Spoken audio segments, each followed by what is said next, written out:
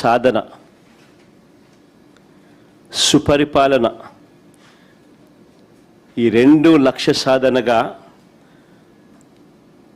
ఉద్యోగాల చరిత్రలో ఓ సువర్ణ అధ్యాయం రాశాం. మేము ఎవరు బద్దలు కొట్టలేని ఓ రికార్డును ఎస్టాబ్లిష్ చేశాం. మే 30వ తారీఖున, మే 30, 2019 నేను ముఖ్యమంత్రిగా ప్రమాణ స్వీకారం చేస్తే, I repeat the date again, May 30, 2019 నేను ముఖ్యమంత్రిగా ప్రమాణ స్వీకారం చేస్తే ఆ నెక్స్ట్ 50 రోజుల్లోనే, ఆ నెక్స్ట్ 50 డేస్లోనే, అంటే జూలై 19 జీవో ఇచ్చాం. జూలై 25 నుంచి 27 మధ్య నోటిఫికేషన్ ఇచ్చాం. జూలై 27 నుంచి ఆగస్టు 10 వరకు అప్లికేషన్లు తీసుకున్నాం. సెప్టెంబర్ 1 నుంచి సెప్టెంబర్ 8 వరకు పరీక్షలు నిర్వహించాం. 2800 సెంటర్లలో 19 లక్షల మంది పరీక్షలు రాశారు. ఎక్కడా కూడా ఒక్క తప్పు జరగలేదు. ఎక్కడా ఒక్క తప్పు జరగకుండా, ఎలాంటి లోపాలు లేకుండా అందరి విశ్వాసాన్ని పొందుతూ ఏకంగా 130,000 కొత్త ఉద్యోగాలు, శాశ్వత ఉద్యోగాలు మా ప్రభుత్వంలో ఇవ్వడం జరిగింది.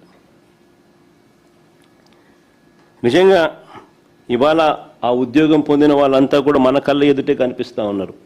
మన గ్రామాలలోనే మన ఇళ్లకు సేవలు అందిస్తూ సచివాలయాలలో కనిపిస్తూ ఉన్నారు. అక్టోబర్ 2వ తారీఖు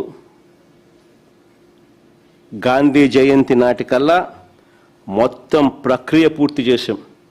అంటే మే 30th నుంచి అక్టోబర్ 2 దాకా మొత్తం ప్రక్రియనే పూర్తి చేయగలిగాము అని అంటే కేవలం 4 నెలలు.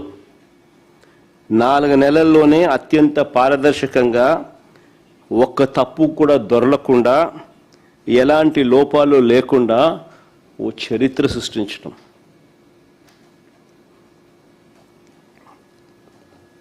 కానీ ఇవాళ చూస్తే చంద్రబాబు నాయుడు గారి పరిస్థితిని ఒకసారి ఇవాళ గమనిస్తే, మెగా డిఎస్సి పేరుతో, ఫస్ట్ ఆఫ్ ఆల్ ఇది మెగా అనేదానికి కూడా అర్హత లేదు.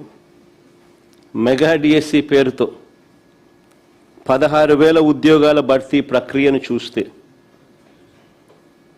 అది వేరే విషయం. ఇందులో 6,100 మా హయాంలోనే మేము నోటిఫికేషన్ ఇచ్చిందే ఆయన రద్దు చేసి, దాన్ని క్యాన్సిల్ చేసి 6,100 కూడా దీంట్లో యాడ్ చేసుకుని మొత్తంగా 16,000